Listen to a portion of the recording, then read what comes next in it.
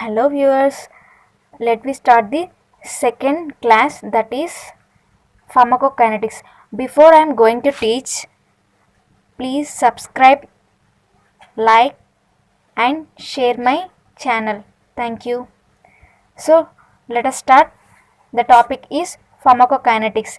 It is very interesting topic. So the definition of the pharmacokinetics is what does body do to the drug. Here pharmacokinetics is nothing but body's response, how the body will respond if we occur some disease or disorders.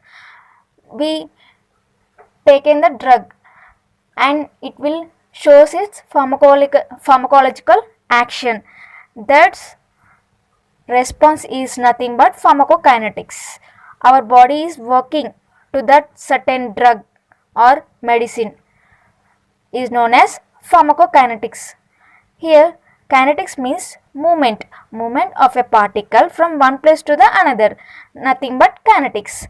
So here pharmacokinetics means what does our body do to the drug, is our body is responding to the drug or not, is known as pharmacokinetics. Here classification is absorption, distribution, metabolism and excretion. It is classified into 4 types, A, D, M, E. So let me see the absorption.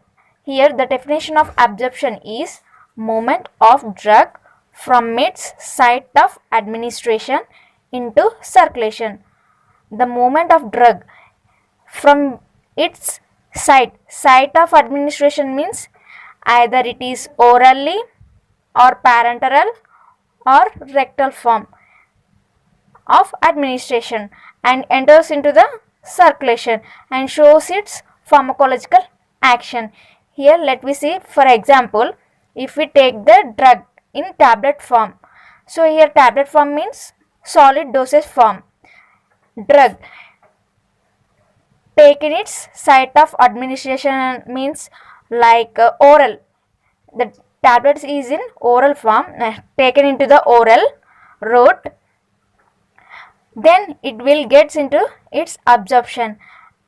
After absorption it will disintegrate and dissolution takes place and it is enters into the circulation system and it gets to the binds the receptors and shows its pharmacological action.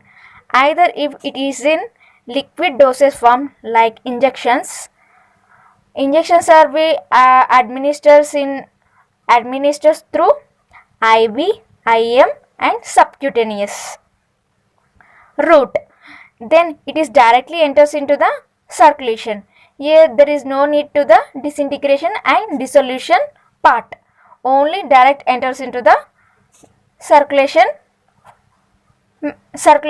method and it's bind to the receptors and shows its pharmacological action. Here I will show you a diagram. For example, it is a GIT tract and we take the tablet is in solid dosage form. When we orally taken, it enters into the stomach. In stomach it have HCl and some more of enzymes. So for suppose if we take the acid form of a drug in stomach, the acid form of a drug is breakdown, means disintegration. Here disintegration means larger molecules are break down into the smaller particles. After disintegration it will dissolve and enters to the large intestine and small intestine and then it will enters into the blood circulation, blood vessels, and after it shows its first part metabolism. Here first part metabolism occurs in the liver.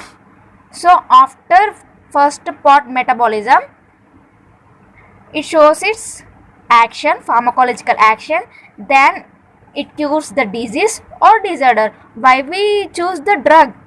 To curing or for the treatment of a disease, and then it will excrete through saliva or mammary glands or respiratory systems, some of, and etc., urine or fecal matter, etc. After this, we have to know about the factors effect. Here we know the factors effect, how it is works. Absorption means pharmaceutical factors actions. Here we consider pharmaceutical factors is formulation, disintegration, dissolution, particle size. Here formulation means formulation, either the drug is formulated as solid dosage form or liquid dosage form. So we select the drug in tablet form, examples are tablets, capsules, and liquid dosage forms, examples injections, and also suppositories, etc. And then after that, what we know, disintegration method factors. Here factor disintegration means conversion of larger molecules into smaller particles. If we take into the tablet form, look like here, and this we taken the tablet orally, it will disintegration larger molecules in stomach, the enzymes are breakdowning and it will get disintegration method, larger molecules get into the smaller particles, and then dissolution occurs. After disintegrates, small particles completely or partially dissolved. It is dissolved in stomach and enters into the intestine, large intestine or larger intestine, and then smaller intestine. And next, particle size. Here particle size we require mainly, we consider mainly smaller size particles. So smaller size particles have more surface area, containing more surface area. Next, drug factors. Here drug factors is liquid solubility, and next pH and ionization. pH we know the native logarithm of the ion, hydrogen ion. Next, ionization. Ionization is hydrophilic and lipophilic ionization. Next, concentration. Next, route of administration. Here route of administration is considered as either orally, parenteral, and rectal form. So the drug is mainly oral dosage forms are required.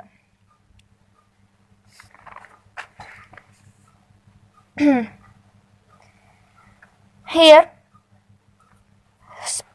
particle size, smaller size is easily, nanoparticles easily absorbed. Hydrophilic.